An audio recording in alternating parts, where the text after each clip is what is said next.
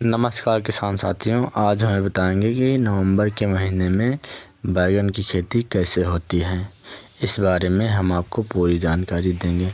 Video को पूरा देखिए।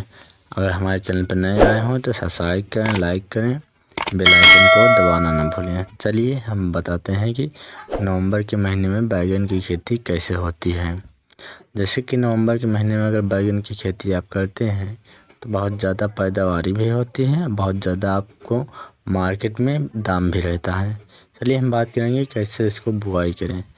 जैसे कि खेत को अच्छे से पहले तैयार कर लें। खेत को अच्छे तैयार करने के बाद जिसमें बेहन डालनी है उसे खेत को अच्छे से तैयार कर लें। खेत को अच्छे से तैयार करने के बाद उसे जो बीज होता है, बीज जो स्क्रीन पर दिख रहा है, यही बीज ले लें। बीज लेने के बाद उसे बेहन को उसी में डाल दें। बेहन को डालने के बाद उससे क्या होता है, 20 या 15 या 20 दिन के लिए हो जाता है उखाड़ के दूसरे खेत में लगाने के लिए।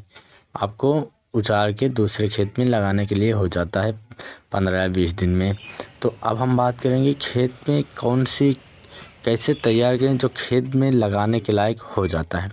जैसे कि पहले तो जब खेत को कल्टीवेटर से 2 गहरी जुताई कर लें। गहरी जुताई करने के बाद उससे क्या होता है, जो गोबर की खाद होती है, उसमें जो गोबर की खाद डाल दें।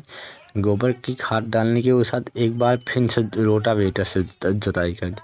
रोटावेटर से जुताई करने के बाद उसे क्या होता है कि जो पेड़ उखाड़ते हैं आप लोग उसी में ले जाके लगा दें। लगाने के लिए ये ध्यान रखना है कि कम से कम एक हाथ जो हाथ होता है, एक हाथ की दूरी होनी चाहिए। इसलिए कि जब पेड़ मोटा होता है, पेड़ बढ़ता है, उसे पत्तियां, फूल, डालियां लगती हैं, तो उसे अगर लगी पास रहेगी तो वो बढ़ेगी नहीं डालियां, पेड़ मोटा भी नहीं होगा। तो इसलिए कि एक हाथ के लिए जगह दूरी पे लगाएं।